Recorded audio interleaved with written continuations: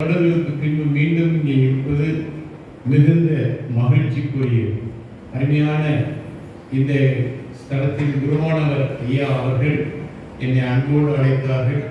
சபை பெரியவர்கள் குறிப்பாக ஜான்சன் அண்ணன் அவர்கள் அடிக்கடி என்னை தொடர்பு கொண்டு இந்த கூட்டத்திற்கு சகல ஒழுங்குகளையும் செய்வதற்கு எனக்கு உதவி செய்தார்கள். யாவருக்கும் என்னுடைய நன்றியை தெரிவித்துக் கொள்கிறேன். இந்த நாளும் இன்னும் 2 நாட்களும் ஆண்டவர் நம் நடுவில் வசனத்தின் அடிப்படையிலே பலத்த கிரியைகளை நடப்பிப்பாராக. யோவான் எழுதின நற்செய்தி நூல் 11ஆம் அதிகாரம் 43ஆம் வசனத்தை ஒருவர் வாசிக்கிறோம். இவைகளை சொன்ன பின்பு லாசருவே வெளியுமாய் என்று உரத்த சத்தமாய் கூப்பிட்டார். தலைவணங்கி ஜெபிக்கும். பரலோக பிதாவே, உமக்கு கொடாகொடி ஸ்தோத்திரங்களை ஏறெடுக்கிறோம் ஆண்டவரே. நீர் எங்களுடைய வாழ்க்கையிலே எவனேசராக இருந்தீர் தகப்பனே. இம்மட்டும் நீர் எங்களை நடத்தி வந்த தயவுக்காக, கிருபைக்காக, இரக்கங்களுக்காக உமக்கு நாங்கள் நன்றி சொல்லுகிறோம் அப்பா. இந்த திருச்சபையிலே நீர் கொடுத்த நல்ல வளர்ச்சிக்காக, உம்முடைய பிள்ளைகளுக்கு கொடுத்த உற்சாகத்துக்காக உமக்கு கோடி ஸ்தோத்திரங்களை ஏறெடுக்கிறோம் தகப்பனே. என் வசனத்துக்கு நடுங்குகிறவனையே நான் நோக்கி பார்ப்பேன் என்று சொன்னீரே. உம்மை நோக்கி தாழ்மையோடு அமர்ந்திருக்கிற உம்முடைய அன்பு பிள்ளைகளை ஆண்டவர் கண்ணோக்கி பார்ப்பீராக.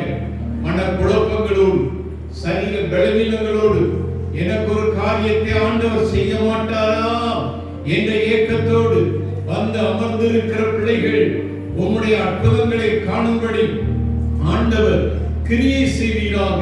உம்முடைய நாமத்தை மகிமைப்படுத்தும் இயேசு கிறிஸ்துவின் நாமத்தில் ஜெபம் கேளும் நல்ல பிதாவே, ஆமென். யோவான் 11ஆம் அதிகாரத்திலே ஆண்டவரை நேசித்த ஒரு குடும்பம், ஆண்டவரால் நேசிக்கப்பட்ட ஒரு குடும்பத்தை குறித்து நாம் வாசிக்கிறோம். எருசலேமுக்கு அருகே இருக்கிற பெத்தானியா என்ற ஊர், அது அன்றைக்கும் இருந்தது, இன்றைக்கும் இருக்கிறது. இந்த பெத்தானியா ஊரிலே மார்த்தா, மரியா, லாசரு என்ற 3 அங்கத்தினர் கொண்ட ஒரு குடும்பம் இருந்தது. ஆண்டவர் அந்த குடும்பத்தின் உபசரிப்பை அடிக்கடி ஏற்றுக்கொண்டிருக்கிறார். ஆண்டவர் வந்தால் அவர் பின்னாலே 12 சீஷர்கள் வருவார்கள். 13 நபர்களுக்கு உணவளித்து உபசரித்த அழகான அன்பு நிறைந்த ஒரு குடும்பம் இந்த மார்த்தா, மரியா, லாசரு இவர்களுடைய குடும்பம். இந்த குடும்பத்திலே ஆண்டவர் தூர ஒரு இடத்திலே இருக்கும் பொழுது ஒரு பிரச்சனை வருகிறது. லாசரு என்பவன் வியாதிப்பட்டான். நான் பொதுவாக என்ன நினைக்கிறோம், ஆண்டவரை நம்புகிறவர்களுக்கு, ஆண்டவரை நேசிக்கிறவர்களுக்கு, பக்திமான்களுக்கு ஒரு பிரச்சனையும் வரக்கூடாது என்று நினைக்கிறோம். ஆனால் வேதம் என்ன சொல்லுகிறது? நீதிமானுக்கு வருகிற துன்பம் அநேகமாயிருக்கும். ரட்சகர் தன்னுடைய பிள்ளைகளை பார்த்து சொல்லி இருக்கிறார், உலகத்திலே உங்களுக்கு உபத்திரவம் உண்டு என்று. இன்னும் வாசிக்கிறோம், இடுக்கமான வாசல் வழியாய் பிரவேசியுங்கள் என்று. ஆதி திருச்சபையிலே அப்போஸ்தலர் ஒரு சபை ஸ்தாபித்த பின்பு 2வது தடவை சந்திக்கும் பொழுது அவர்களுக்கு கொடுக்கிற உபதேசம் என்ன என்றால், அநேக உபத்திரவங்களின் வழியாய் ஆண்டவருடைய ராஜ்யத்துக்கு நாம் செல்ல வேண்டும் என்று. நவீன கால பிரசங்கிமார்கள் ஆசீர்வாதம் ஆசீர்வாதம் என்று உபத்திரவத்தை மறைத்து விட்டாலும் நம்முடைய வாழ்க்கையிலே பாடுகள் உண்டு. அந்த பாடுகள் நடுவிலே மகிமையும் உண்டு. லாசரு சுகவீனா, ஆனால் அதை சொல்லி அனுப்பினார்கள். இக்காலமோடு அக்காலத்திலே தகவல் தொடர்பு சாதனங்கள் பெருகி போகவில்லை. ஒரு இடத்திலிருந்து இன்னொரு செய்தியை இன்னொரு ஊருக்கு சொல்ல வேண்டுமானால் அவர்களுக்கு ஒரு அஞ்சல்காரர்கள் இருப்பார்கள். அவர்களுக்கு தூரத்துக்கு ஏற்ற பணம் கொடுக்க வேண்டும். நாசிரியர்களில் ஓடினால் ஒரு பணம், இன்னும் குறும்பூர் வரை ஓடினால் அதற்கேற்ற பணம், இது சாயல்புரம் வரை ஓடினால் அதற்கேற்ற பணம், தூரத்துக்கேற்ற பணம் கொடுத்தா சொல்ல வேண்டிய செய்தியை சொல்ல வேண்டிய நபர்களுக்கு அவர்கள் சொல்லிவிட்டு வருவார்கள். இயேசு ரட்சகரிடத்திலே லாசரு சுகவீனமாய் இருக்கிறான் என்பதை நீ போய் சொல்லுகிறார்கள். அவன் போய் என்ன தெரியுமா சொன்னான்? லாசரு சுகவீனமாய் இருக்கிறான் என்று சொல்லவில்லை. ஆண்டவரே, நீ சிநேகிக்கிற ஒருவன் வியாதியாய் இருக்கிறான் என்ற வார்த்தையை சொன்னான். உடனே ஆண்டவர் சொன்னார், இந்த வியாதி மரணத்துக்கு ஏதுவாய் இராமல் தேவனுடைய நாமம் மகிமைப்படுவதற்கு ஏதுவாய் இருக்கிறது. உங்களை பார்த்து ஒரு கேள்வி கேட்க, வாழ்க்கையிலே பிரச்சனை இருக்கிறவங்க ஆமீன் சொல்லுங்க. பரவாயில்ல, உண்மையை சொன்ன ஒரே ஒரு நீங்க. போன வாரம் ஒரு ஊருக்கு பேரு, இதோட 3 மடங்கு மக்கள் இருந்தாங்க. இதே கேள்வியை கேட்டேன். ஒருத்தர் கூட கை வைத்து ஒரு ஊர்ல இதே மாதிரி கேட்கும்போது ஒருத்தருமே கை வைத்தது. அவங்கள பார்த்து கேட்டேன், உங்களுக்கு பிரச்சனையே கிடையாதான்னு கேட்டேன். அங்க இருக்க ஒருத்தர் சொன்னார், அம்மா பாட்டிமா சொன்னாங்க, இல்லையா எந்த பிரச்சனையும் நினைச்சு கை வைக்கிறதுன்னு ஒவ்வொன்றையா யோசிச்சுட்டு இருக்கோம் அப்படின்னா. அவ்வளவு பிரச்சனை வாழ்க்கையிலே. இன்னொரு ஊர்ல கேட்டேன், அங்கேயும் ஒருத்தர் கை வைக்கிறது. அன்னைக்கு ராத்திரி சாப்பிடும்போது சாப்பாடு பரிமாறிக்கொண்டிருந்த அம்மாவை பார்த்து கேட்டேன், அம்மா உங்க ஊர்ல யாருக்குமே பிரச்சனை கிடையாதான்னு கேட்டேன். அந்த அம்மா சொன்னாங்க, ஐயா நீங்க பாட்டு கேட்டுட்டு போயிடுவீங்க, நாங்க பாட்டு கை வைத்துனா கூட்டம் முடிஞ்சு போகும்போது பக்கத்துல இருக்க கேட்பா, உனக்கு என்ன பிரச்சனை அப்படின்னு சொல்லி மாடுமாயா, அதுக்காக பேசாம வாய மூடிட்டு இது என்னமா கவலை, உனக்கு இருக்க பிரச்சனை எனக்கும் சொல்லிட்டு போங்களேன். எல்லாருக்கும் பிரச்சனைகள் உண்டு. சரீரத்திலே பிரச்சனை உண்டு, மனசிலே பிரச்சனை உண்டு, உறவுகளிலே பிரச்சனை உண்டு, உடைமைகளிலே பிரச்சனை உண்டு, வேலையில பிரச்சனை உண்டு, போக்குவரத்திலே பிரச்சனை உண்டு, வாழ்விடங்களிலே பிரச்சனை உண்டு. பிரச்சனையினாலே உலகம் நிறைந்திருக்கிறது. ஆனால் நீங்கள் ஜெபிக்கிறவர்களாக இருந்தால், கர்த்தருடைய பிள்ளைகளானால் உங்க பிரச்சனையில நீங்கள் அவமானப்பட மாட்டீர்கள். ஆண்டவருடைய நாமம் மகிமைப்படும். ஆமென் சொல்லுங்க. ஆண்டவர் தன்னுடைய பிள்ளைகளுடைய பிரச்சனைகளிலே மகிமைப்படுகிறவர் கர்த்தராக இருக்கிறார். கொஞ்சம் காலம் வெட்கப்பட்ட மாதிரி இருக்கும், ஆனால் என்னாலும் அப்படி இராது. இப்பொழுது அழுகிற நீங்கள் பாக்கியவான்கள், இனி நகைப்பீர்கள். என் அருமையான தேவனுடைய பிள்ளைகள் ஆண்டவர் சொல்லிட்டார், அவன் உங்கள் மாத்தாட்ட சொல்லிட்டார். ஆனால் லாசர் இறந்து போனான். லாசர் இறந்து போன பின்பு ஆண்டவர் 4 நாள் பொறுத்து வந்தார். வந்து கல்லை எடுத்து போடுங்கள் என்றார். ஆண்டவரே 4 நாளாயிற்றே, நாருமே என்றார் மார்த்தா. ஆண்டவர் சொன்னார், நீ விசுவாசித்தால் தேவனுடைய மகிமையை காண்பாய் என்று சொல்ல கல்லை எடுத்தார்கள். கர்த்தர் ஜெபித்தார், இயேசு ஜெபித்தார், லாசரு உயிரோடு எழும்பினார். இதுதான் யோவான் 11ஆம் அதிகாரத்தில் இருக்கிற சம்பவம். இந்த சம்பவத்திலே 4 கோணங்களிலே நான் தியானிக்க விரும்புகிறேன். முதல் காரியம், நம்முடைய ஆண்டவர் பெரிய நண்பராக இருக்கிறார். ஆமென் சொல்லுங்க. பெரிய நண்பர். இரண்டாவது காரியம் என்ன என்றால், அந்த குடும்பம் ஒரு பெரிய பிரச்சனைக்கு வந்தது. பெரிய பிரச்சனை, பெரிய நண்பர், பெரிய பிரச்சனை. அவர் சொல்றார், 4 நாளாயிட்டு நார்மே, நீ விசுவாசிங்களா? பெரிய விசுவாசம். ஆமென் சொல்லுங்க. 4வது பெரிய அற்புதம். இந்த யோவான் 11ஆம் அதிகாரத்திலே ஒரு பெரிய நண்பரை பார்க்கிறோம். யோவான் 11ஆம் அதிகாரத்திலே பெரிய பிரச்சனையை பார்க்கிறோம். யோவான் 11ஆம் அதிகாரத்திலே பெரிய விசுவாசத்தை பார்க்கிறோம். யோவான் 11ஆம் அதிகாரத்திலே பெரிய அற்புதத்தை பார்க்கிறோம். என் அருமையான தேவனுடைய பிள்ளைகளே, உலகத்தில் இருக்கிறவர், நம்மில் இருக்கிற பெரியவர், உலகத்தில் இருக்கிறவனை விட நம்மில் இருக்கிறவர் பெரியவர். உலகத்தில் அத்தனை பேர் சேர்ந்தாலும் நம்முடைய ரட்சகருடைய வல்லமைக்கு இணையாக முடியாது. அவரே பெரியவர். அந்த பெரியவர் நம் நடுவில் இருக்கிறார். அவர் பெரிய காரியங்களை செய்வார். அதே விசுவாசத்தோடு பாருங்கள். ஆண்டவர் ஒரு பெரிய நண்பராக இருந்தார். ஆண்டியிலே தேவனாகிய கர்த்தர் வானத்தையும் பூமியும் சிருஷ்டித்தார் என்று வேதம் சொல்லுகிறது.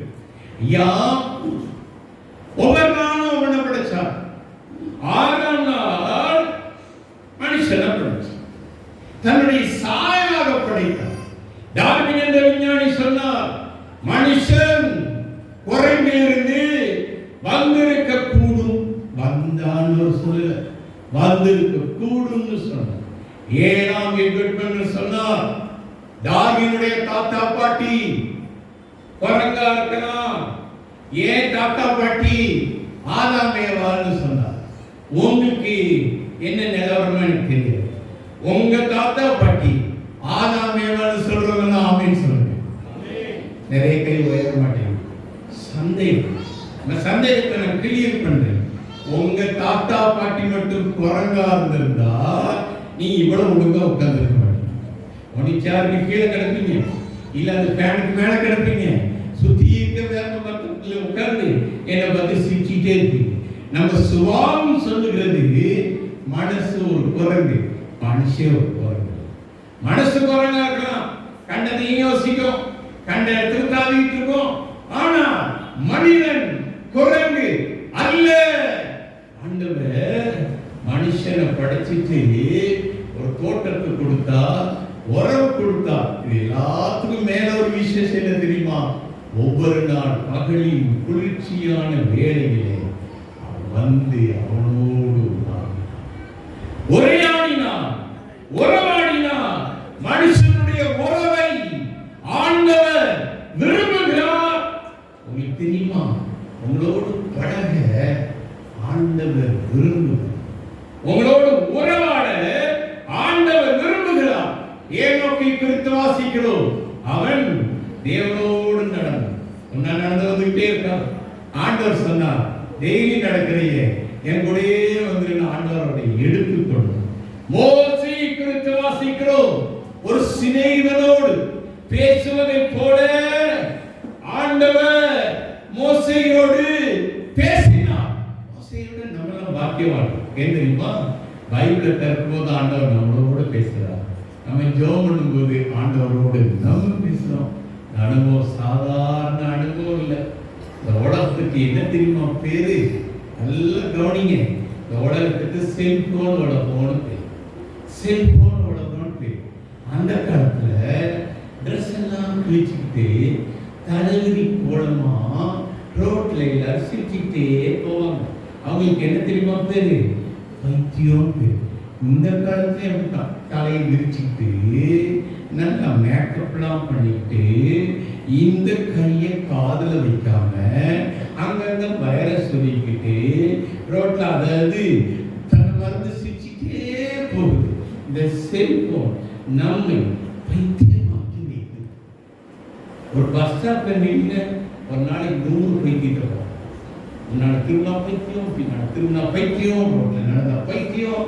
செல்போன் ஆவி உலகத்தை பிடிச்சு ஆண்டவரோடு பேச நேரம் இல்லை, ஆண்டவரோடு உறவாட நேரம் இல்லை. யோபுவின் புத்தகத்திலே வாசிக்கிறோம், நீ அவரோடு பழகி சமாதானமாயிரும், அதனாலே உனக்கு நன்மை வரும். செல்போன் என்ன வரும்? காது சூடாகும், கை சூடாகும், போன் சூடாகும், பார்க்கிற அம்மா அப்பாவுக்கும் சூடாய், குடும்பமே சூடாய். இது தேவையான கேட்டு. அந்த காலத்துல ஒரு என்கேஜ்மெண்ட் முடிஞ்சா பொண்ணு மாப்பிள்ள அப்புறம் 3 மாசத்துக்கு பிறகுதான் பார்க்க முடியும். செல்போன் கிடையாது. அவங்க 3 மாசத்துக்கு பிறகு 2 பேருக்கு ஒரு 10 நிமிஷம் முடிச்சுக்கிட்டே இருப்பாங்க. அன்னைக்கு பார்த்து பொண்ணு தானா, அன்னைக்கு பார்த்த மாப்பிள்ள தானா, வேற மாதிரி இருக்கு, மேக்கப் பண்றவங்களே என்னென்னமோ பண்ணி வச்சிருப்பாங்க, இது தானா வேறையா அப்படின்னு யோசிச்சுட்டே இருப்பாங்க. தாலி கட்ட பிறகுதான் கொஞ்சம் கிளியர், ஆமா கரெக்டா இருக்கு, அந்த பொண்ணு தான் அப்படின்னு ஒரு நிலவரத்துக்கே வருவாங்க. இப்ப என்கேஜ்மெண்ட் முடிஞ்சு அன்னைக்கு ஒரு போனை கிஃப்டா கொடுத்துருவாங்க. அப்புறம் மொட்டை மாடியில நின்று, ஆலமரத்துக்கு நின்று, பஸ் ஸ்டாண்டுக்கு நின்று, பஸ் ஸ்டாண்டுக்கு பின்பக்கம் நின்று, உடங்காட்டுக்குள்ள நின்று ஒரே பேச்சு, ராத்திரி பகல பேச்சு. 12 தடையா சொல்லிக்கோங்க, நீ இல்லாம நான் இல்லை, நான் இல்லாம நீ. கல்யாணம் 2 மாசத்துல 2ம் கத்த ஆரம்பிச்சோம். ஒண்ணு நீர் கடந்த வீட்டுல, இல்ல நார் கடந்த வீட்டுல. இந்த செல்போன் நம்முடைய வாழ்க்கையின் சுவாரஸ்யத்தை எல்லா பிள்ளையும் 10th பாஸ் பண்ண அம்மா அப்பா கேட்பாங்க, உனக்கு என்னம்மா வேணும்? உலகத்துல அத்தனை பிள்ளைகளும் சொல்லும், போன் வாங்கிட்டாங்க. போன் வாங்கி கொடுத்தா இது பக்கத்துல உள்ளதா இருக்கும், ஆனா தொடர்புகளுக்கு வெளியவே இருக்கும். 12th ஃபெயில், லைஃபும் ஃபெயில். உலகத்தின் நிலைமை ரொம்ப பரிதாபம். நம்ம பிள்ளைங்க பிறக்கும்போது 2 வரத்தோடு பிறக்கும். ஒன்று செல்போன், இல்லைன்னா டிவி. நைட்டு 10 மணி 11 மணி டிவி பார்த்துட்டு பிள்ளைங்க சத்தம் போட்டா டிவி ஆஃப் பண்ணிட்டு படுக்க போவாரு. ஆஃப் பண்ண டிவியை ஒரு 5 நிமிஷம் வரைக்கும் பார்ப்போம், அப்புறம் போய் படுக்கும். ஓரளவுக்கு தனித்தனி ரூம் ஆயிட்டு இல்லையா, போய் படுத்து பெட்ஷீட்டை மூடினா 2 நிமிஷத்துல பெட்ஷீட்டுக்குள்ள லைட்டிங், பெட்ஷீட்டுக்குள்ள லைட் கனெக்ஷன் நம்ம ஊருக்கு இருக்காது. அமெரிக்காரன் கூட தெரியுமா தெரியும். மூடிட்டு உள்ள செல்போன். நல்லா கவனிங்க, தேவனுடைய உறவு முக்கியமே உடைய மனித உறவுகள் அதை சாப்பிடிக்கும். செல்போனை கண்ட்ரோலா யூஸ் பண்ணுங்க, ஆண்டவரோட அளவில்லாமல் பேசுங்க, உங்க வாழ்க்கையில நன்மை. நான் நினைச்சேன் ஆண்ட பிள்ளைங்க தான் இந்த செல்போன்ல நிற்பாங்க. இந்த அம்மா அப்பதான் பாட வச்சிருப்பாங்க, செல்போன் வரும், அப்பதான் ஒவ்வொரு ரூமுக்கு வாக்கிங் போயிட்டு அப்படியே சிரிச்சு பேசுவாங்க. 15 நிமிஷம் கழிச்சு பார்த்தா அந்த ஸ்டவ்ல கருப்பா ஏதோ உட்கார்ந்து.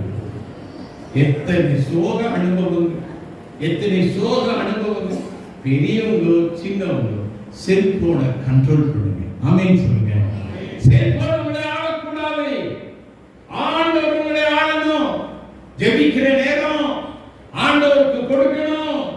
செல்போன் நமக்கு ஒருவேளை எத்தனை மறக்கிறதோ தெரியல, ஆனால் ஆண்டவரோடு பழகினா அவர் நமக்கு பெரிய ஒரு இன்பத்தை கொடுப்பார், நிம்மதியை கொடுப்பார், வெளிச்சத்தை கொடுப்பார். நீங்க நிறைய பேருக்கு ஜெபம் எப்படி திரும்ப டூம் இருக்கு, இல்லைன்னா டாம் இருக்கு. அது நீ டூம் டாம் ஜெபம். ஆண்டவரே எனக்கு சுகம் வேண்டும், ஆண்டவரே எனக்கு பணம் வேண்டும், ஆண்டவரே எனக்கு ஆசீர்வாதம் வேண்டும், ஆண்டவரே எனக்கு வீடு வேண்டும், ஆண்டவரே எனக்கு வேலை வேண்டும்.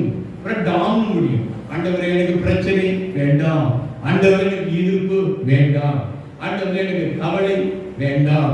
தூம் முடியுது, டாம் முடியும். இந்த தூம் டாம் ஜபத்தை நிப்பாட்டிட்டு ஆண்டவரோடு உறவாட வேண்டும். ஆமென் சொல்லுங்க. ஒரு ரகசியம் சொல்லிட்டாரு, நீங்க பாடப்படி பாருங்க. பைபிள் வாசிக்க ஒரு தூம் டாம் முடிச்சுட்டு ஒரு 5 நிமிஷம் நீங்க வாசப்பதியே நினைச்சிட்டு உட்கார்ந்து அப்படி 10 நிமிஷமா உங்களுக்குள்ள தேவ சாயை முடிக்கும். உங்களை மாதிரி தைரியசாலி உலகத்தில் வாங்க இருக்கும். ஆண்டவரோடு உறவாடும் போது, அவரோட ஒட்டி உறவாடும் போது அவ்வளவு பெரிய கிருபை ஆண்டவர் நமக்கு கொடுப்பார். தேவனுடைய சிநேகிதம் அவர் கையை நிற்கிறார். நான் உன்னை சிநேகிக்கிறேன், எனக்கு இடம் கொடு. பைபிள் வாசிக்கிறோம், நீ என்னால் மறக்கப்படுவது. நம்மளே நினைச்சு ஃப்ரெண்ட்ஸ் அப்படின்னா என்ன தெரியுமா? அவங்களே நினைக்கிறதா ஃப்ரெண்ட்ஷிப் இல்லையா? ஆண்டவர் உங்களையே நினைக்கும். நீங்க போய் ஆண்டவருடைய மனசை திறந்து பார்த்தா யார் தெரியுமா இருப்பா? சொல்லுங்க, நீங்க தான். ஆண்டவருடைய மனசுக்குள்ள நீங்க தான் இருப்பீங்க. நான் கேள்வி திருப்பி போடவா? ஆண்டவர் உங்க மனசை திறந்து பார்த்தா யார் சொல்லுங்க? எத்தனை பேர் ஆண்டவர்கள் இருப்பாங்க? தர்மையான தேவனுடைய பிள்ளைகளை ராத்திரி பகலா நம்முடைய உள்ளத்தை தெய்வம் ஆட வேண்டும். நம்ம உட்கார்ந்து இருந்தாலும், பஸ்ல போனாலும், பஸ் ஸ்டாண்டில் நின்னாலும் நம்முடைய உள்ள ஆண்டவரோடு உறவாடிக்கொண்டே இருக்க வேண்டும். அவருடைய சிநேகிதத்தை நம்முடைய உள்ளத்தை போல தேவன் தெய்வீகம் நிறைந்த உள்ளம் எதுவும் இருக்க முடியாது. ஒரு ஆசீர்வாதமான பெரிய நண்பர், சாதாரண நண்பர் இல்லையா? மாத்தாளத்தை, மாரியாளத்தை, லாசருவை. மார்த்தா ரொம்ப பேசுவான், மரியா ரொம்ப கேட்பான். ஒரு வார்த்தை தான் பைபிள் பேசியிருப்பான், நீர் இங்கே இருந்திரானால் என் சகோதரன் மரித்திருக்க மாட்டான். ஒரு வார்த்தை தான் பேசியிருப்பான். லாசரு ஒண்ணுமே பேச மாட்டான். பொதுவா பெண்கள் ரொம்ப பேசுற இடத்துல ஆண்கள் அமைதியாயிடுவாங்க. அதனாலதான் என்னமோ தெரியல, லாசரு இன்னும் பேசுறதாவே பைபிள். லாசருவை குறித்து வேதம் பேசுகிறது. லாசரு ஒரு வார்த்தை பேசுறதா பைபிள் இல்ல. ரொம்ப காமெடி, ரொம்ப பேசுற வார்த்தை, ரொம்ப கேட்கிற மரியா, ரொம்ப அமைதியா இருக்கு லாசரு. 3 பேர் 3 விதம். 3 பேருக்கும் இயேசு ஒரு முக்கியமான சிநேகிதராக இருந்தார். நமக்குள் எத்தனை நேரங்கள், நமக்குள் எத்தனை வேறுபாடுகள், நமக்குள் எத்தனை ஏற்றத்தாழ்வுகள், எல்லாருடைய அன்பையும் ஆண்டவர் விரும்புகிறார். இந்த கன்வென்ஷன் கூடத்தில் இந்த முதல் நாள் ஆண்டவர் சொல்லுகிறார், நான் உன்னோடு ஒரு சிநேகிதனை போல உறவாட விரும்புகிறேன். நீ உன்னுடைய சிநேகத்தை மதிப்பாயா? ஐயா, ஒரு சுப்ரீம் கோர்ட் நீதிபதி நமக்கு ஃப்ரெண்டா இருந்தா ரொம்ப கெத்தா இருப்பாங்க. ஐயா, பிரதமர் நமக்கு நண்பரா இருந்தா எவ்வளவு சந்தோஷமா இருக்கும். ஒரு பெரிய கோடீஸ்வரர், உலகத்திலேயே பெரிய கோடீஸ்வரர், ரெண்டாவது எவ்வளவு சந்தோஷமா இருக்கும். ஒரு ஹாஸ்பிட்டல் போனா சிக்கன் டாக்டர், பெரிய டாக்டர், ரொம்ப சீனியர் டாக்டர், பல டாக்டர் இருப்பாங்க. எல்லாத்துக்கும் பெரிய டாக்டர் நமக்கு ஃப்ரெண்டா இருந்தா அந்த ஹாஸ்பிட்டல் எல்லாரும் பார்த்து நம்ம நடக்குவோம் இல்லையா? உலகத்திலேயே பெரிய மருத்துவர், சர்வலோகன்யாதிபதியவர், அநேகரை கோடீஸ்வரனாக்குற கோடீஸ்வரர். அவருடைய நட்பு உங்களுக்கு வேண்டாம். ஒரு சின்ன குழந்தை, மணி, நீ எனக்கு அப்பா மட்டும் இல்லை, நன்றாக டெய்லி பைபிள் வாசிக்கிற சத்தத்தை என் மனசை திறந்து உங்களோடு பேசுகிறேன். ஆண்டவரே, ஆண்டவர் நம்மோடு உறவாட விரும்புகிறார். பெரிய பெரிய நண்பர். இந்த மார்க்கால் மரியா லாசருவுக்கு ஒரு பெரிய பிரச்சனை. லாசரு வியாதி, லாசரு மரித்து போனார். ஒரு வாலிபன் மரித்து திடீர்மான ஒரு பெரிய பிரச்சனை. எல்லா வீட்லயும் ஒழுங்கா கல்யாணம் நடக்கும். இவருக்காரா ரசம் குறையும். எல்லா படகு ஒழுங்கா போகும். இவர் போறாரா போயிருந்தாலும். ஆனா தேவனுடைய பிள்ளைகளுக்கு பெரிய பிரச்சனைகள் வரத்தான். டாக்டர்ஸ் கொடுக்கிற ரிப்போர்ட்லாம் அதிர்ச்சியா நடக்கிற காரியங்கள்லாம் எனக்கே வேலாம் நடப்பானே அப்படின்னு. ஆனா ஒரு நாளும் நீங்க கேட்டுக்கோங்க. ஆமீன் சொல்லுங்க. கவனி, நான் 10ஆம் வகுப்பு படிக்கும்போது மணந்தது, 11ஆம் வகுப்பு படிக்கும்போது முழு நேர ஊழியத்துக்கு போகும். நான் கிறிஸ்தவ குடும்பம் தான், ஆனா பேர் கிறிஸ்தவ குடும்பம். மணந்திரத்துக்கு முன்னால இந்த 2 பாவம். ஒரு பாவம் என்னன்னா, ஒரு குறிப்பிட்ட நடிகர் படம்னா திருச்சித்தனமா ஓடுது. எந்த நடிகர்னு கேட்காதீங்க, இந்த அசன நடிகர் மாறுபடுங்க, அவர் செத்து நல்லா கவனி. 2வது இடத்துல பாவம் என்னன்னா, கதை புஸ்தகம் படிச்சு எப்ப பார்த்தாலும் கதை புஸ்தகம். வெளியே கெமிஸ்ட்ரி புஸ்தகம் இருக்கும், உள்ள கதை புஸ்தகம். ஒரு காமிக் புஸ்தகம் என் பாக்கெட்ல எப்பயும் படிப்பேன், என்ன படிப்பேன், எப்ப பார்த்தாலும் கதை படிப்பேன். எத்தனை கதை படிச்சாலும் எனக்கு பிடிச்சமான கதை என்ன தெரியுமா? தினத்தந்தி பேப்பர்ல 2ஆம் வகுப்பு ஒரு படக்கதை வரும். என்ன கதை சொல்லுங்க? கன்னித்தீவா சிந்து? கன்னித்தீவு கதை, கதாநாயகன் சிந்து. பாட்டிமா நல்லா படிச்சுக்கோங்க, ரொம்ப சந்தோஷம். நல்லா கவனி. இந்த கதை படிக்கலைன்னா எங்க பொழுது. அந்த கதை மேல அவ்வளவு பீத்தியம். நீ காலையிலேயே பைபிளை தேடுற மாதிரி அன்னைக்கு தந்தி பேப்பரை திறந்து 2ஆம் பக்கத்தை படிச்சுட்டு மறுநாள் என்ன நடக்கும் கனவு கண்டுகிட்டு இருப்பேன். மணந்திருந்த பிறகு கதை மேலே இன்ட்ரெஸ்ட் போக, பைபிள் மேலே இன்ட்ரெஸ்ட் போகுது. ஆனால் என்னைக்காவது தந்தி கிடைச்சா திறந்து பார்ப்பேன். இதெல்லாம் நடந்து 45 வருஷம் ஆச்சு. இன்னும் சிந்து பக்திக்கான கலப்பா தெரியுதான்னு பார்ப்பேன். கலப்பா தெரிஞ்சோன்னா என்ன தெரியுமா யோசிச்சுக்கிறேன், நம்ம படித்த காலத்திலேயே இந்த சிந்து பக்தோட கப்பல் அப்படியே கவுந்துச்சு. ஒரு மந்திரவாதி பிழை பிடிச்ச ஜாடிக்குள்ள அடைச்சான். ஒரு அரக்கை பிடிச்சு அப்படியே முழுங்க. ஒரு மலைப்பாம்பு சுத்துனுச்சு. கொஞ்சம் பேர் சேர்ந்து நெருப்புக்குள்ள போட்டாங்க. ஆனா இன்னும் இந்த சிந்துபத்து சாகலையே உயிரோடு இருக்கானு யோசிச்சுட்டு பேப்பரை மூடும்போது என்ன தெரியுமா யோசிப்பேன், என்ன தந்து இருக்கிறவரை சிந்துபாத் சாக மாட்டான். உங்களுக்கு தெரியுமா எவ்வளவு பெரிய பிரச்சனை இருக்குமே, ஆண்டவர் இருக்கிறவரை நம்ம கதை முடியாது. ஆமே, பிரச்சனைகள் வரும், அது பெரிய பிரச்சனையா இருக்கும். இஸ்ரவேல் ஜனங்கள் 400 வருஷம் பெரும்பாடுபட்டார்கள். எகிப்திலே விடுதலை ஆனோனே ஈரோடு பள்ளத்தாக்குல வரும்போது எகிப்தை பார்த்து, தூர இடத்துல எகிப்தை பார்த்து மூச்சு விட்டு எப்படியோ தப்பிட்டோம், விடுதலை என்று முழங்கி இருப்பார்கள். பார்வோன் வர்றான், தூரத்தை தானே வர்றான், எழும்பிடலாம், ஓடிலாம். நீங்க எழும்பினா முன்னாடி சமுத்திரம் பிரவாகித்து இருக்கிறது. பெரிய பிரச்சனை, பெரிய பிரச்சனை.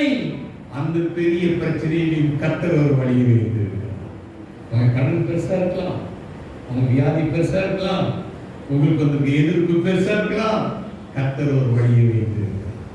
புயல் காற்றிலே வழி உண்டு, சமுத்திரத்திலே வழி உண்டு.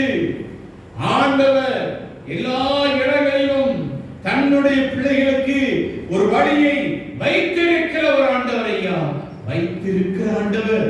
பெரிய பிரச்சனை ஐயா, மோசே 12 பேரை கூப்பிட்டார். ஆண்டவர் நமக்கு அழகான தேசத்தை வாக்குப்படி, அது பாலும் தேனும் ஓடுகிற தேசம். பாலும் தேனும் ஓடுகிற தேசம் எப்படி இருக்கும் சொல்லுங்க, இவ்வளவு பரிதாபமா வச்சுக்கிட்டீங்க. பாலும் தேனும் ஓடுற தேசம் எப்படி இருக்குன்னு ஒரு பிரசங்க கேட்டார்.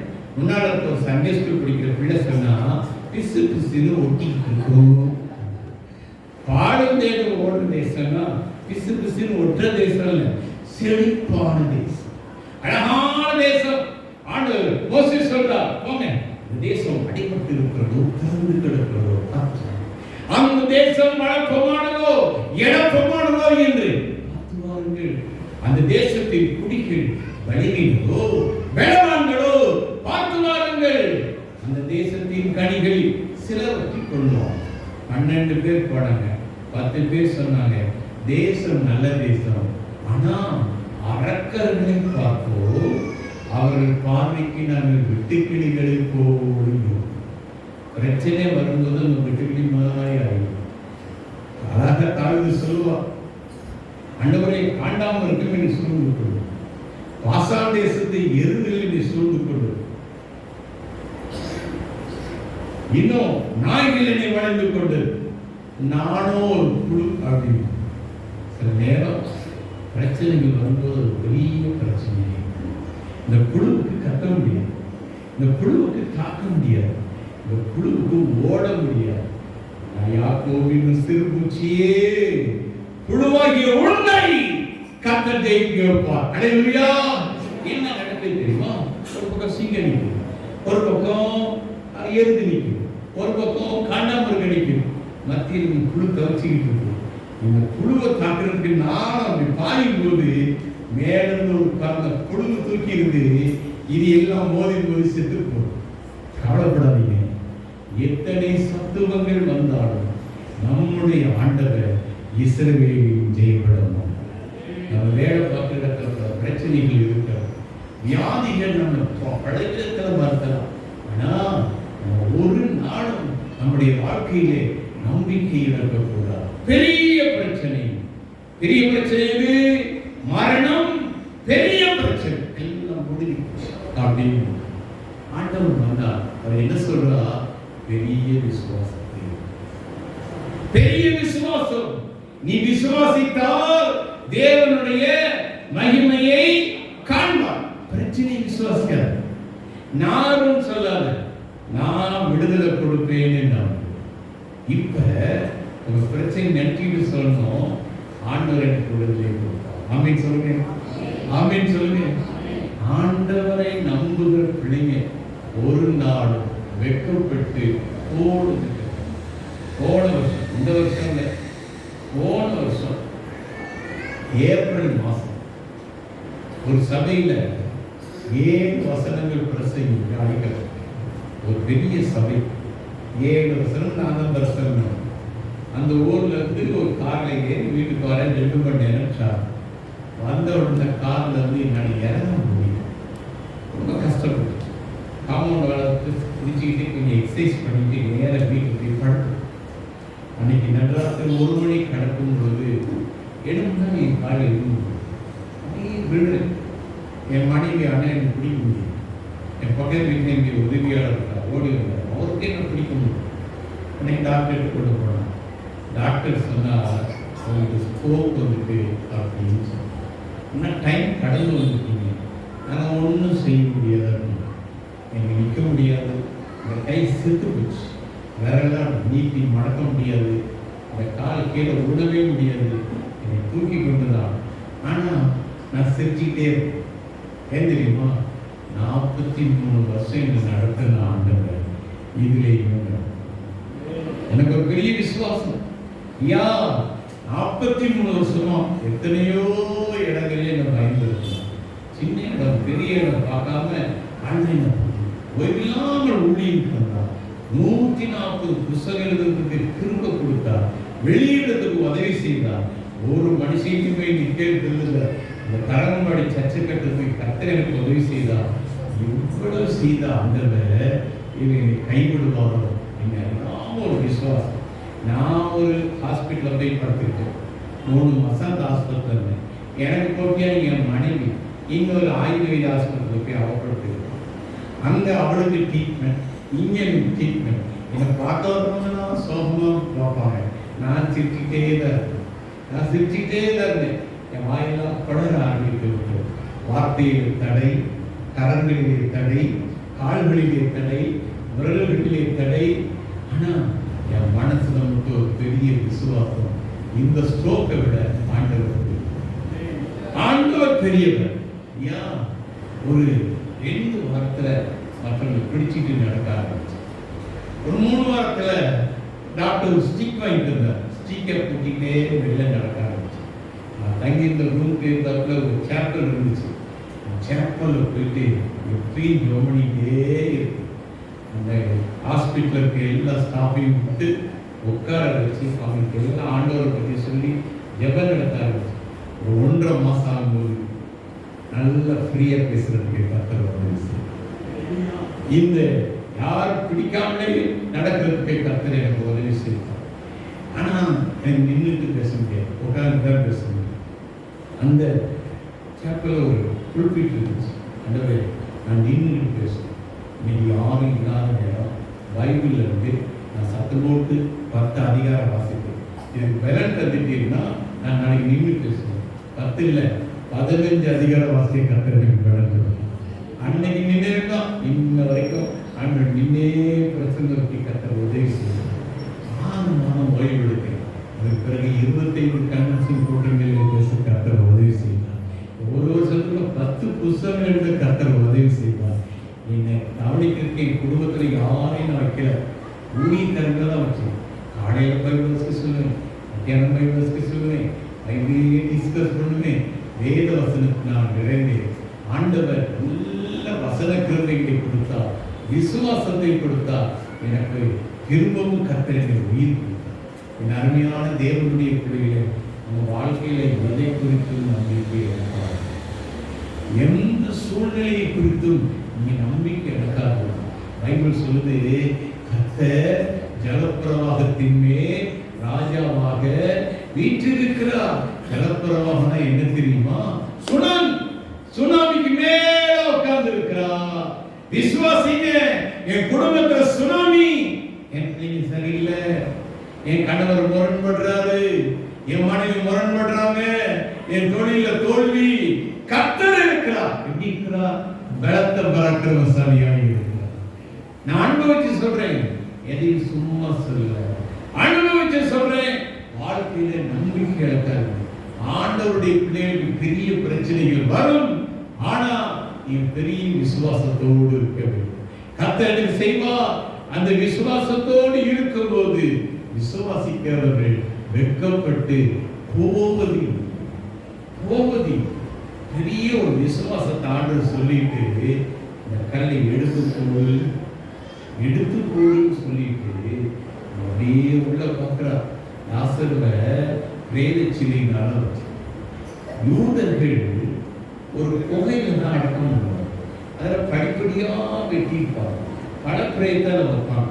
அதனாலதான் இயேசு கிறிஸ்துவை பற்றி சொல்லும்போது ஒருவரையும் ஒரு காலம் வைத்திராத புதிய கல்லறை அப்படின்னு. இப்ப லாசர் கடை புதிய கல்லறை கிடையாது, பல பிரேதம் இருக்காங்க. அதை நோக்கி சோமனிக்கு ஆண்டவர் லாசருவே வெளியே வாங்க, லாசருவே வெளியே சொல்லாம கையை நீட்டி வெளியே வான்னு சொல்லியிருந்தான். உள்ள கிடந்த அவ்வளவு பிரேதமும் நான் வாரேன் நான் வாரேன் நான் வாரேன்ட்டு எல்லாம் நல்லவேளை அவர் லாசருவே வெளியே வாதி. லாசருவே பெரிய அற்புதம். ஆண்டவருடைய பிள்ளைகளுக்கு வர்ற பிரச்சனை பெருசா இருக்கும், அற்புதமும் பெரிதாக இருக்கும். வாழ்க்கையில் ஒரு பிரச்சனை வந்துட்டா ஒன்றை புரிஞ்சுக்கோங்க, கர்த்தர் பெரிய அற்புதம் செய்ய போகிறார், பெரிய அற்புதம் செய்ய போகிறார். அருமையான தேவனுடைய பிள்ளைகளே, இந்த யோவான் சுவிசேஷத்துல 7 அற்புதங்களை இந்த யோவான் எழுதுகிறார். அந்த 7 அற்புதங்களை பார்த்தீங்கன்னா மனுஷனுக்கு பிரச்சனை வரும்போதுதான் கர்த்தர் அற்புதம் செய்யும். ரொம்ப விசேஷம். ஆனா ஒரு கல்யாண வீட்டுல ரசம் பொருள் போயிடுச்சு. உங்க வீட்டுல கல்யாண பிரச்சனை ஒன்று இருக்கா? பிள்ளைகளுக்கு கல்யாணம் ஆகல, கல்யாணம் ஆன பிள்ளைங்க நிம்மதியா இல்ல, கர்த்தர் அற்புதம் செய்யும். அதே காணவர் ஒரு மனுஷன் வந்து நடத்துவான், ஐயா என் மாதிரி சௌகீனம், உன் வீட்டுல சௌகீனம் பிரச்சனை இருக்கா? 10 வருஷம்ல 50 வருஷம்ல தம்பிக்கு சோம்ல, பிள்ளைகளுக்கு சோம்ல, என் பிள்ளைகளை குட்டிய வியாதி பிடிச்சிருக்கு, மறைச்சி வாழ்ந்துட்டு கவலைப்படாதீங்க. இயேசு கிறிஸ்து அவனை சோமாக்கி 38 வருஷமா ஒருத்தன் கிடக்கிறான். 38 வருஷமா ஒருத்தன் கிடக்கிறான். நல்ல கவனி. இயேசு கிறிஸ்து ஊழியது எத்தனை வருஷம் தெரியுமா? 33. அவன்கிட்ட போயிட்டு ஆண்டவர் கேட்கிறவங்க சோகமாக விரும்புகிறாயான்னு கேட்கிறான். நம்மளா இருந்தா என்ன தெரியுமா சொல்லியிருப்போம்? ஐயா நீ 33, நான் 38, ஜெர்மனிக்கு போவாங்கன்னு சொல்லியிருப்போம். ஆனா அவன் கேட்பு கர்த்தர் அவன் தனிமையில் இருக்கிறான்னு பார்த்து ஒரு அற்புதம் செய்யும். இந்த ஹெல்ப் பண்ண ஆள் நிறைய பேர் ஏமாத்திட்டான். தனிமையில் இருக்கீங்களா? கர்த்தர் உங்களுக்கு அற்புதம் செய்யும். மாத்திரமல்ல தேவனுடைய பிள்ளைகளை ஜனங்கள் உட்கார்ந்துருக்காங்க, சாப்பாடு இல்லை, 5 அப்பத்தை வச்சு மீதி எடுக்கிற அளவுக்கு கர்த்தர் அற்புதம் செய்யும். அன்றாட தேவைக்கு கஷ்டப்படுறீங்களா? அந்த ஒரு அற்புதம் செய்யும். படகுல போனாங்க, புயல் அகப்பட்டாங்க, தவிக்கிறார்கள். ஆண்டவர் புயலை அதட்டி அவர்களை பாதுகாத்து ஒரு அற்புதம் செய்யும். ஆண்டவர் எருசலேமில் இருக்கும்போது ஒரு மனுஷன் வாரம் நீ சொல்றான், ஏதாவது கேட்குமான்னு கேட்கும். அவன் எல்லாத்தையும் ட்ரெஸ் எதிர்பார்த்துருப்பான், பணம் எதிர்பார்த்துருப்பான், சாப்பாடு எதிர்பார்த்துருப்பான். யாரும் கொடுக்காத ஒன்றை கர்த்தர் அவனுக்கு கொடுப்பான். உலகம் தராத ஒன்றை கர்த்தர் உங்களுக்கு கொடுப்பான். நன்மையான தேவனுடைய பிள்ளைகளை லாசர் மறித்திருப்பான். குடும்பம் அழுது, நான் இருக்கிற ஒரு குடும்பம் அழக்கூடாது என்று கர்த்தர் ஒரு அற்புதம் செய்வார். ஒன்றும் மறக்காதீங்க, ஆண்டவர் நோக்கி ஜெபம் பண்றாங்க, ஆண்டவரை விசுவாசிக்கிறவங்க, ஆண்டவரை ஏற்றுக்கொள்றோம். இவர்கள் வாழ்க்கையெல்லாம் அற்புதத்தினாலே நிரம்பி. 43 வருஷமா உதவி செய்யறேன். இந்த கையை நான் மனுஷனுக்கு நேரம் உழைக்கிறது கிடையாது. அரங்கம்பாடி ஆலயத்தை கட்டும்போது 40 லட்சம் செலவாச்சு. உடனே போட்டே ஜெபம் பண்ணேன், யார்ட்டையும் போய் நிற்கல, சபைகளுக்கு சொல்லிட்டே போனேன். அப்போ நம்ம பேராயராக இருந்தவரே என்னை கூப்பிட்டு 1.5 லட்சம் கொடுத்தார். ஒரு குறைவில்லாம ஆண்டவர் அந்த காரியத்தை நடத்தினார். ஒருத்தர் என்னை பார்த்து கேட்டார், பிஷப் உங்களுக்கு 1 லட்சம் கொடுத்துருக்காரு, உங்க கையில எத்தனை ஓட்டு இருக்குன்னு. நான் நானே ஓட்டு போட மாட்டேன், நானே ஓட்டு போட மாட்டேன். எங்க கோயில எலெக்ஷன் தெரிஞ்சா ஊரை விட்டு ஓடிடுவேன், நான் ஓட்டு போடுற பழக்கம் எனக்கு இல்லை. பிஷப்பு ஓட்டம் பார்த்து கொடுக்கல, ஆண்டவரை பார்த்து நற்செய்தியை பார்த்து கொடுத்தா. அற்புதங்கள் நடந்தது என் வாழ்க்கையில. ஒவ்வொரு காரியத்திலையும் இந்த அருமையான தேவனுடைய பிள்ளைகளை உங்க வாழ்க்கையை இயேசுவுக்கு ஒப்புக்கொடுக்கும். இதனால ஆண்டவரை உள்ளத்துல ஏற்றுக்கொள்ளாதவங்க ஆண்டவருக்கு வாய்ப்பு கொடுங்க. அவர் உள்ள வரும்போது பரலோகத்தின் அற்புதங்களையும் பரலோகத்தின் ஆசீர்வாதங்களையும் கொண்டு வருவார். நான் 100 இல்ல கோடி தடவை சொல்லுவேன், நீங்க 1000 கற்பனை உங்களை சுத்தி வச்சுக்கிட்டு இருப்பீங்க. ஆனா ஆண்டவரை ஏற்றுக்கொண்டா உங்களுக்கு மட்டும் இல்ல, உங்க மூலம் அநேகரை ஆசீர்வதிப்பார். நீங்கள் ஒரு ஜீவனை பிரவாகமாய் பெறப்பட்டு வருவீர்கள். அல்லேலூயா. அருமையான தேவனுடைய பிள்ளைகளே, அநேக நினையாத விதங்கள்ல அவர் ஆசீர்வாதத்தின் பாத்திரங்களாக உங்களை கொண்டு வந்து நிறுத்துவார். இந்த ராத்திரி வேளையிலே ஆண்டவரை ஏற்றுக்கொள்ளுங்கள், ஆண்டவருக்கு இடம் கொடுங்கள். எத்தனை பிரச்சனை வந்தாலும் நம்பிக்கை இழக்காம கர்த்தரை விசுவாசிங்க. இன்னைக்கு ஆண்டவரே அற்புதம் பெரிய அற்புதம் செய்கிறேன், என் கல்யாண பிரச்சனை என் வீட்டில் இருக்கு, சுகவீன பிரச்சனை என் வீட்டில் இருக்கு, ஆண்டவரை தனிமை பிரச்சனை என் வீட்டில் இருக்கு, ஆண்டவரை இருண்ட நிலைமை இருக்கு, ஆபத்து இருக்கு, அன்றாட தேவைக்கு கஷ்டப்படுறேன், என் வாழ்க்கையில கண்ணீரின் அனுபவங்கள் இந்த 7 அனுபவத்தை மாற்றி எனக்கு ஒரு அற்புதம் செய்யணும் கேட்க போறோம். எல்லாம் ஜெபம் பண்ண போறோம். எழுந்து நில்லுங்க. என் மனைவி ஜெபத்துல நடத்த போறாங்க. எல்லாரும் கண்களை மூடி ஆண்டவரை நோக்குங்க.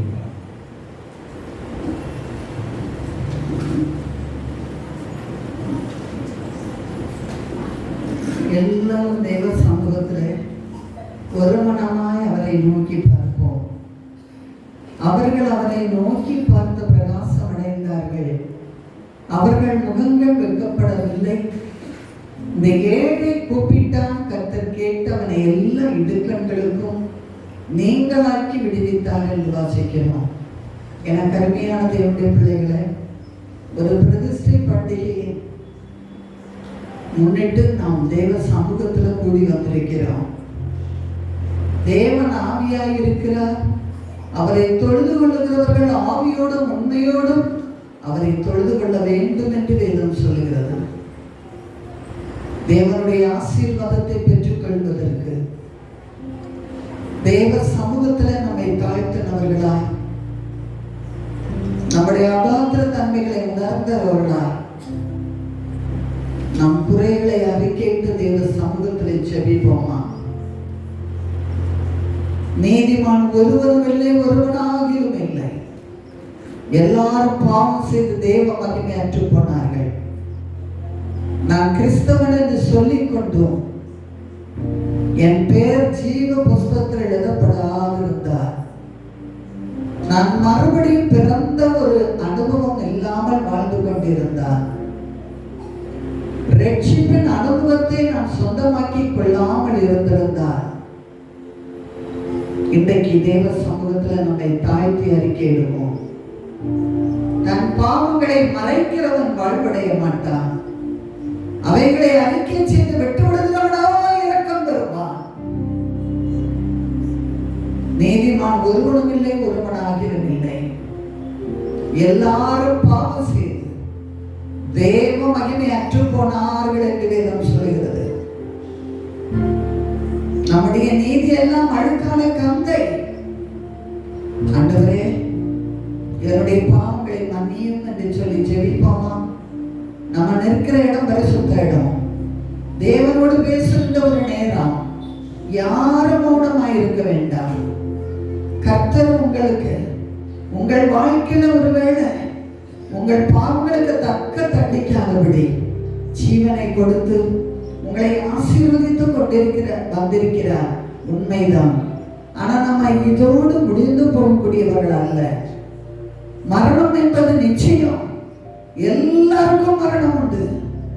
ஆனா இந்த உலகம் நிரந்தரமும் அல்ல. நாம் தேவனுடைய ராஜ்யத்துல போக வேண்டும். நான் போய் உங்களுக்காய் ஒரு ஸ்தலத்தை ஆயத்தம் பண்ணின பின்பு நான் வந்து உங்களை என்னிடத்தில் சேர்த்துக் கொள்ளுவேன் என்று சொல்லிவிட்டு போயிருக்கிறார் அல்லவா? போனவர் ஏன் வருகையை தாமதிக்கிறாராம்? எல்லாரும் ரட்சிக்கப்பட வேண்டும் என்பதற்காக. எனக்கு அருமையான சகோதரனே, சகோதரியே, தாயே, தகப்பனே, வாலிப சகோதரனே, எல்லாரும் மனம் திரும்ப வேண்டும். இந்த மைதானத்துல, இந்த ஒளிபெருக்கி மூலமாய் இல்லங்களில, ரோபட்டு ஓரங்களில, கடைகளில கேட்டுக்கொண்டிருக்கிற தேவ பிள்ளையை யாரா இருந்தாலும் சரி, ஒருவேளை உங்க பெயர் கிறிஸ்தவ பெயரா இருக்கலாம், ஆனா உங்க பெயர் ஜீவ புஸ்தகத்தில் எழுதப்பட்டிருக்கிறதா? நித்தியத்தை குறித்த கரிசனை இருக்கிறதா? மரித்தார் பரலோகத்தில் போவேன் என்ற நம்பிக்கை இருக்கிறதா? அவர் கைவேலை அல்லாத ஒரு நித்திய வீட்டை நமக்காய் கட்டி கொண்டிருக்கிறார். அந்த வீட்டில் போய் நான் இழப்பேன் என்ற நிச்சயம் இருக்கிறதா? அந்த நம்பிக்கை இன்னும் இல்லாதவர்கள், இந்நாள் வரையிலும் ஆண்டவரை தங்களுடைய வாழ்க்கையில சொந்த ரட்சகராய் ஏற்றுக்கொள்ளாதவர்கள் நீங்கள் யாராய் இருந்தாலும் சரி, இன்றைக்கே அனுகிரக காலம், இன்றைக்கே ரட்சண்ய நாள், இன்றைக்கே மனம் திரும்பு, மனம் திரும்பு. நாட்கள் கொள்ளாதவைகளானதால் காலத்தை பிரயோஜனப்படுத்திக் கொள்ளுங்கள். தேவ சமூகத்தில் நம்மை தாழ்த்தி ஜெபிப்போம், குறைகளை அறிக்கையிட்டு ஜெபிப்போம். ஆண்டவருக்கு கொடுக்க வேண்டிய நேரத்தை திருடன நேரங்கள், ஆண்டவருடைய வார்த்தையை அந்நிய காரியமாய் விட்டுவிட்ட நேரங்கள். தெய்வ பிள்ளையே, ஆண்டவரோடு பேச கொடுக்க வேண்டிய நேரத்தை எத்தனையோ உலக காரியங்களுக்கு இடம் கொடுத்து எத்தனையோ காரியங்களில் அடிமையா இருக்கிறோம் அல்லவா? தெய்வ சமூகத்தில் அறிக்கையிட்டு ஜெபிப்போமா? யாரும் மௌனமா இருக்க வேண்டாம். உங்க அந்தரங்க வாழ்க்கை ஆண்டவருடைய கரத்துல ஒப்பு கொடுங்க. எல்லாரும் ஒப்பு கொடுத்து ஜெபிங்க. இனி இப்படி இதை போன்ற ஒரு பாக்கியம், இதை போன்ற ஒரு நாள், இதை போன்ற ஒரு நேரம் உங்களுடைய வாழ்க்கையில கிடைக்குமா கிடைக்காத தெரியாது. நாளை தானே நம்முடையதல்ல. உனக்கு கொடுக்கப்பட்டிருக்கிற இந்த நாளில் ஆகிலும் நீ உன் ரட்சிப்பு கேட்டவைகளை சொந்தமாக்கி கொண்டால் நல்லா இருக்கும். மரணம் எப்பொழுது சந்தித்தாலும் நித்தியத்தில் சேருவேன் என்ற நிச்சயத்தோடு வாழ்கின்ற ஒரு வாழ்க்கை கிறிஸ்தவ வாழ்க்கை. எத்தனை சுனாமிகள், எத்தனை கொடிய வியாதிகள், எத்தனை ஆக்சிடென்ட்கள், எத்தனை கொடிய வியாதிகள், மரணம் மக்களை சுருட்டி கொண்டிருக்கிற நேரத்துல உங்களுக்கும் எனக்கும் எத்தனையோ பலவீனங்கள் சரீரத்தில் இருந்தாலும், குடும்பத்தில் எத்தனையோ பிரச்சனைகள் இருந்தாலும், எத்தனையோ குறைவுகள் இருந்தாலும், அவைகளின் நடுவிலும் அவர் ஜீவனை கொடுத்திருக்கிறாரே. இந்த ஒரு நாள் கூட நிற்கட்டும், இந்த ஒரு வாரம் கூட நிற்கட்டும், இந்த ஒரு பிரதிஷ்டை பண்டிகை வரைக்கும் நிற்கட்டும், இந்த ஒரு வருடம் கூட இருக்கட்டும் என்று சொல்லி அவர் நீடிய பொறுமையோடு காத்து கொண்டிருக்கிறாரே. நாம் அவருடைய வருகையை குறித்து ஏளனம் பண்ணி கேள்வி கேட்டு நாம் அழிந்து போக அல்ல, ஆண்டவருக்கு ஏற்ற பக்தியில வைராக்கியத்தோடு அவருடைய சமூகத்தில் நம்மை அர்ப்பணிக்க ஒப்பு கொடுப்போமா? பாவிகளை மனம் திரும்ப அழைக்க வந்த இயேசு ரட்சகர், அவர் பாவத்தை விருந்து பாவியை நேசிக்கிறவர். உன் பாவங்களை சமுத்திரத்தின் ஆழத்தில் எரிந்து போடுவேன் என்று சொல்லி இருக்கிறாரு. உன் பாவங்களை நினையாமல் இருப்பேன் என்று சொன்னாரே. உன் பாவங்களை என் முதலுக்கு பின்னால் எரிந்து போடுவேன் என்று சொன்னாரே. அவர் வாக்குத்தத்தத்தில் உண்மை உள்ளவர், அவர் வாக்கு மாறாதவர், அவர் நேற்றும் இன்றும் என்றும் மாறாதவர். அருமையான தம்பி, அருமையான தங்கச்சி, வாலிபம் மாயை, மாயையான வாழ்க்கை, அது இன்றைக்கு இருக்கும், நாளைக்கு மறைந்து போகும். ஆனா உனக்கு கொடுத்திருக்கிற இந்த நல்ல வாலிப பருவத்தை சிருஷ்டியாகிய ஆண்டவரை நினைத்து முதலிடப்படு. ஆண்டவருக்கும் வாழ்க்கை அர்ப்பணி. உலக சிற்றின்பங்கள், தேவனுக்கு விரோதமான பகை, மனம் திரும்பு. நீ அப்படியே மனம் திரும்பாவிட்டால் கெட்டு போவாய். நீ அனலுமன்றி குளிர்மன்றி வெள்ளப்பாய் இருந்தால் உன்னை என் வாயின் என்று மாந்தி பண்ணி கொடுங்க என்று சொல்லி இருக்கிறார். ஆண்டவருடைய கருத்துல ஒப்பு கொடுப்போமா? தெய்வ சமூகத்துல நம்மை தாழ்த்துவோம். உண்மையாய் தம்மை நோக்கி கூப்பிடுகிற யாவருக்கும், உண்மையாய் தம்மை நோக்கி கூப்பிடுகிற யாவருக்கும் கர்த்தர் சமீபமாய் இருக்கிறார். தகப்பனே, யார் யார் இன்றைக்கு தங்களுடைய பாவங்களை, தங்களுடைய அக்கிரமங்களை, தங்களுடைய பலவீனங்களை, தங்களுடைய குறைவுகளை, தங்களுடைய அபாத்திர தன்மைகளை நம்முடைய சமூகத்திலே அறிக்கையிட்டு ஜெபித்து கொண்டு இருக்கிறார்களோ, இவர்களை நீ ஒரு விசை நோக்கி பாருமாப்பா. ஒரு விசை கண் நோக்கி பாரும் ஆண்டவரே. பாவிகளை ரட்சிக்க வந்த ரட்சகரே, இவருடைய பாவங்களை பாராதபடிக்கு இவருடைய பெயர்களை நீர் ஜீவ புஸ்தகத்தில் எழுதும்படி ஜெபிக்கிறேன். உங்களுடைய ரத்தத்தினால் உண்டான மேன்மையுடைய பிள்ளைகளுக்கு நீர் கட்டளையிடுவீராக, கட்டளையிடுவீராக. பாவம் மன்னிப்பு நிச்சயத்தை பெற்றுக்கொண்டவர்களாய் இந்த மைதானத்தை விட்டு கடந்து செல்ல நீ உதவி செய்வீராக, உதவி செய்வீராக, உதவி செய்வீராக. மரணம் என்றைக்கு எப்பொழுது வந்தாலும் நான் அவரோடு இளைப்பாறுவேன் என்ற நிச்சயத்தை உடைய பிள்ளைகளுக்கு கொடுப்பீராக. ஒரே ஒரு வாழ்க்கை, தேவனுக்கான ஒரு வாழ்க்கை, ரெண்டகம் பண்ணுகிற வாழ்க்கை அல்ல. கிறிஸ்தவன் என்று பெயர் பெற்றும், கிறிஸ்தவன் என்று பெயர் பெற்றும், ஆலயம் ஆலயம் என்றும் ஓடியும், ஆலயத்துக்கும் தனக்கும் ஒரு சம்பந்தம் இல்லாதபடி, ஆண்டவருக்கும் உங்களுக்கும் எந்த ஒரு ஐக்கியமும் இல்லாதபடி வாழ்ந்து கொண்டிருக்கிற வாழ்க்கையை கர்த்தர் பார்க்கிறார். அவர் எல்லாவற்றையும் அறிகிற தேவன். உன் இருதயத்தின் சிந்தனைகளை அவர் தூரத்திலிருந்து காண்கிறார்.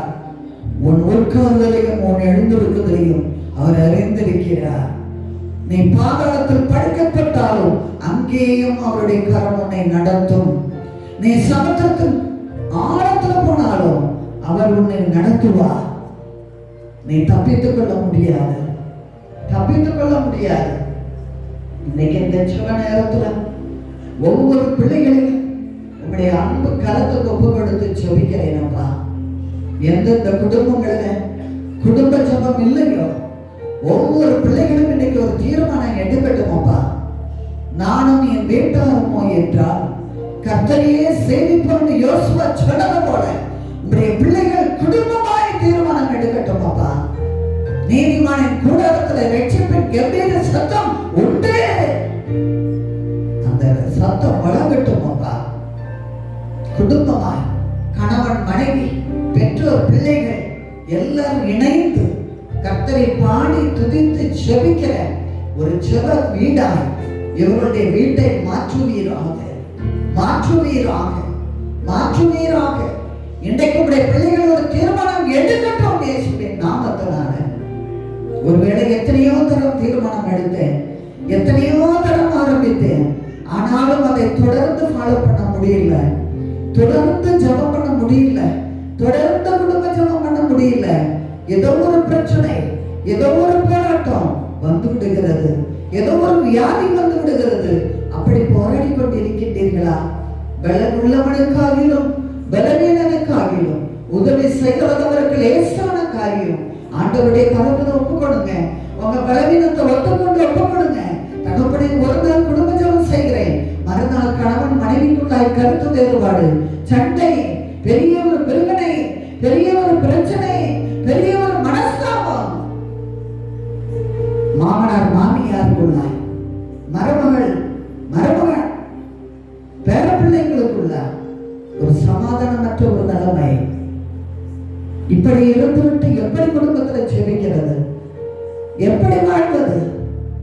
கேள்விகளோடு உங்கள் நாட்களை கடத்துகிறீர்களா? உங்கள் எதிராளியை பிசாசானவன் கர்ச்சிக்கிற சிங்கத்தை போல எவனை விழுங்கலாமா என்று சுற்றித் திரிகிறான். தேவ பிள்ளையே, சர்ப்பத்தின் ஆவி, பொல்லாத சபிக்கப்பட்ட வஞ்சிக்கிற ஆவி உங்களை தேவனை விட்டு பிரிக்கும்படியாக எத்தனைத்துக் கொண்டிருக்கிறான். சத்துருவுக்கு எதிர்த்து நில்லுங்கள், அதற்கேற்ற திராணி உள்ளவர்களாய் மாறுங்கள். ஆண்டவருடைய கரத்துல உங்களை அர்ப்பணிங்க. பெரிய பிரச்சனையா, பெரிய போராட்டமா, பெரிய வியாதியா? உங்களுக்கு பெரிய ஒரு நண்பர் இயேசு கிறிஸ்து உங்கள் அருகே நிற்கிறார், உங்கள் அருகே நிற்கிறார். நீ விசுவாசி, தேவனுடைய மகிமையை காண்பாய். இன்றைக்கு இந்த இரவு பொழுதுல இன்றைக்கு நீங்க விசுவாசத்தோட கடந்து போங்க. இன்னைக்கு நான் எடுக்கிற தீர்மானம், இன்னைக்கு நான் எடுத்திருக்கிற தீர்மானம் வருகை பரியந்தம், என்னுடைய மரணம் வரைக்கும் அதை நிலைத்திருக்க கர்த்தர் பலம் கொடுப்பா, கர்த்தர் பலம் கொடுப்பா, கர்த்தர் தம்முடைய ஜனத்துக்கு பலம் கொடுப்பா. அவர் பலம் கொடுக்கிற தேவன், அவர் கிருபை அளிக்கிற தேவன், அவர் கிருபை அளிக்கிற தேவன். இன்றைக்கு கொண்ட கர்த்தாவே, சரீர வியாதிகளோடு இந்த வியாதி நிமித்தம் குடும்பத்துல சமாதானத்தை இழந்து வருகின்ற துச்சமான வருமானம் கூட மருத்துவ செலவுக்கு மருத்துவமனைக்கு போகிறதே, எப்படி வாழ்வது, எப்படி கடனை அடைப்பது, எப்படி பிள்ளைகளை படிக்க வைப்பது, எப்படி பிள்ளைகளுக்கு திருமணம் பண்ணி வைப்பது, எப்படி ஒரு வீடை கட்டுவது, எப்படி பிள்ளைகளுக்கு ஒரு மேற்படிப்பை கொடுப்பது, எப்படி பலவிதமான கேள்விகளோடு இருக்கின்றீர்களா? இன்றைக்கு இந்த ஜெப நேரத்துல சத்துருவானவன் கொண்டு வருகின்ற வியாதிகளை ஜெயிக்க கர்த்தருடைய வல்லமை இப்பொழுது வெளிப்படும். ஹல்லேலூயா. வியாதிஸ்தரை கண்டு மனதுருகின கர்த்தர், நீர் தொட்ட யாவரும் சுஸ்தமானார்கள் என்று வாசிக்கிறோம். உம்முடைய தொழுதலிலே வல்லமை உண்டு. நசரேயனாகிய இயேசு கிறிஸ்துவின் அதிகாரமான நாமத்தினால வியாதிகளை கொண்டு வந்து கிரியைச்செய்த பலவித விசுவாசை சரீரங்களை விட்டு, குடும்பங்களை விட்டு, பிள்ளைகளை விட்டு வெளியேறி போ. ஹல்லேலூயா, ஹல்லேலூயா. கர்த்தருடைய வல்லமை, கர்த்தருடைய வல்லமை ஒவ்வொரு சரீரத்தில் இப்பொழுது பாய்ந்து செல்லட்டும். அப்பா, குணப்படுத்த முடியாத வியாதிகள் இயேசு கிறிஸ்துவின் நாமத்தினால் இப்பொழுது விலகட்டும். மருத்துவம் கைவிட்ட வியாதிகள், மருந்துகள் வேலை செய்ய மருத்துவப்பட வியாதிகள், ஆமே இன்றைக்கு இரவு பொழுது விட்டு வைக்க மாட்டோம். அப்பா, பெரும்பாடுள்ள ஸ்திரீ எல்லா பணத்தை செலவழித்து இப்போ ஆண்டவருடைய பாதத்துக்கு வந்தாலே, அவருடைய வஸ்திரத்தின் ஓரத்தை ஆகிலும் தொட்டார், எனக்கு விடுதலை கிடைக்கும் என்ற விசுவாசத்தோடு தொட்டாலே அந்த க்ஷணமே அவருடைய ரத்த ஊரால் நின்றுட்டு. இன்றைக்கு அப்படிப்பட்ட பாடுகளோடு நின்று கொண்டிருக்கின்றீர்களா? கர்த்தர் உங்கள் பாடுகளை அறிகிறார். இன்றைக்கு அவருடைய தொடுதலை உணருங்கள், உணருங்கள், உணருங்கள். எலும்பு நரம்பு தோல் தசைகளுக்குள்ள, முதுகு தண்டுக்குள்ள 18 வருடமா எவ்வளவு வேணும் நிமிர முடியாத கூனியை குணப்படுத்தின கர்த்தருடைய அபிஷேகம் வல்லமை இப்பொழுது இறங்குவதாக. எல்லா ஸ்பைனல் பிரச்சனைகளும் மறைந்து போகட்டும் இயேசு கிறிஸ்துவின் நாமத்தினால, இயேசு கிறிஸ்துவின் நாமத்தினால, இயேசு கிறிஸ்துவின் நாமத்தினால. எல்லா இருதய நோய்களும் மறைவதாக, எல்லா கிட்னி ப்ராப்ளங்களும் மறைவதாக, எல்லா லங்ஸ் பிரச்சனைகளும் மறைவதாக, எல்லா டயபெட்டிக் வியாதிகளும் மறைவதாக. ஹல்லேலூயா, ஹல்லேலூயா. வாத சம்பந்தமான வியாதிகள் மறைந்து போவதாக இயேசு கிறிஸ்துவின் நாமத்தினால, இயேசு கிறிஸ்துவின் நாமத்தினால. உம்முடைய அற்புதங்கள் உம்முடைய பிள்ளைகளை இப்பொழுது பெற்றுக்கொள்ளட்டும். அப்பா, ஒரு விடுதலை நேரமாய் மாற்றும் இந்த ஜெப நேரத்தில் உம்முடைய அபிஷேக தைலமுடைய பிள்ளைகள் ஊற்றப்படுவதாக, ஊற்றப்படுவதாக. இப்பொழுது இப்பொழுது இப்பொழுது கர்த்தருடைய வல்லமை, கர்த்தருடைய வல்லமை ஒவ்வொருவரை தொடுவதாக, தொடுவதாக, தொடுவதாக. வியாதிகளை கொண்டு வருகிற பலவித விசுவாசத்தை சரீரத்தை விட்டு வெளியேறி போ. ஹல்லேலூயா, ஹல்லேலூயா, ஹல்லேலூயா. வல்லமை இறங்கட்டும் அப்பா. ஆமென். திமிர்வாத காரனை நடக்க செய்த வல்லமை இறங்கட்டும், இறங்கட்டும் அப்பா.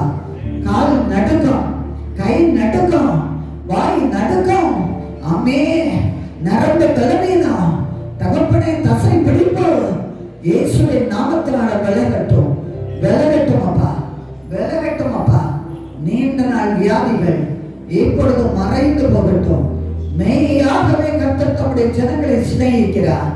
ஹல்லேலூயா, ஹல்லேலூயா. வல்லமை உண்டு, உண்டு, அற்புத வல்லமை இயேசுவே. எல்லாரும் கரங்களை தட்டி வல்லமை உண்டு, உண்டு, அற்புத வல்லமை ஆண்டிக்கோ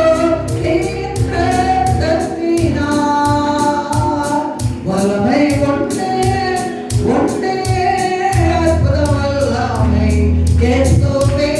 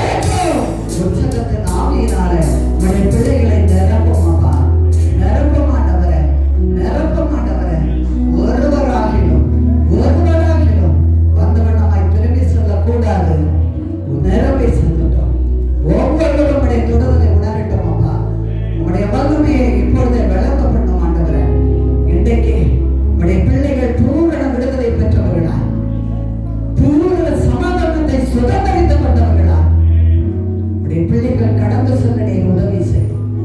நீர் அப்படி செய்கிறதற்காக உமக்கு ஸ்தோத்திரம். இயேசு கிறிஸ்துவின் நாமத்தில் ஜெபிக்கிறேன் ஜீவனுள்ள நல்ல பிதாவே. ஆமென்.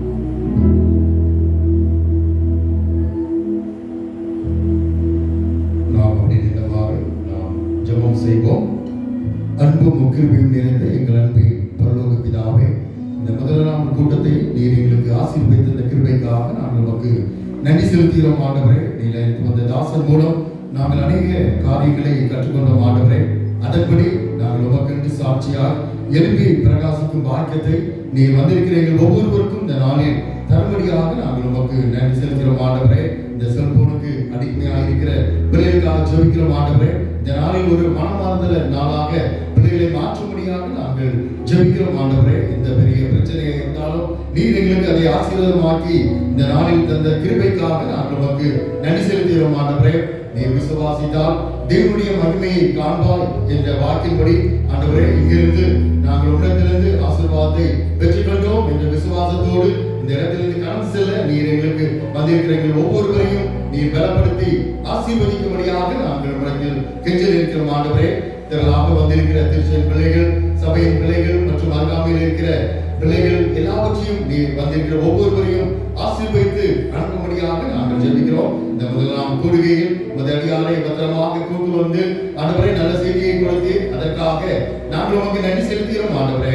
இன்னும் அநேக மக்களுக்கு சாட்சியாக மகனை பலப்படுத்தும்படியாக நாங்கள் ஜெபிக்கிறோம். மீதான நேர்களுடைய தரிசனம் எங்களோட கூட இருந்து ஆளுகை செய்வதாக துதிய கனமகிமை இல்லாமக்கே செலுத்துகிறோம். எங்கள் அருமை ரட்சகரும் மீட்பரும் ஆகிய இயேசு கிறிஸ்துவின் மூலம் வேண்டிக் கொள்கிறோம். நிச்சயமுள்ள பிதாவே.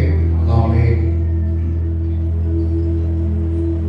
தேவனுடைய இரக்கமுள்ள கிருபைக்கும் பராமரிப்புக்கும் பாதுகாவலுக்கும் உங்களை ஒப்புக் கொடுக்கிறோம். கர்த்தர் உங்களை ஆசீர்வதித்து காக்க கடவர். கர்த்தர் தம்முடைய முகத்தை உங்கள் மேல் பிரகாசிக்க பண்ணி உங்கள் மேல் கிருபையாய் இருக்க கடவர். கர்த்தர் தம்முடைய முகத்தை உங்கள் மேல் பிரசன்னமாக்கி இப்பொழுதும் எப்பொழுதும் சமாதானம் கட்டளையிட கடவர். என் ஆத்துமாவே கர்த்தரை ஸ்தோத்திரி, என் முழு உள்ளமே அவருடைய பரிசுத்த நாமத்தை ஸ்தோத்திரி. என் ஆத்துமாவே கர்த்தரை ஸ்தோத்திரி, அவர் செய்த சகல உபகாரங்களையும் மறவாதே. ஆமென். கர்த்தர் உங்களோடு இருப்பாராக. தேவ சமாதானத்தோட போக கடவோம். அல்லேலூயா, அல்லேலூயா, அல்லேலூயா.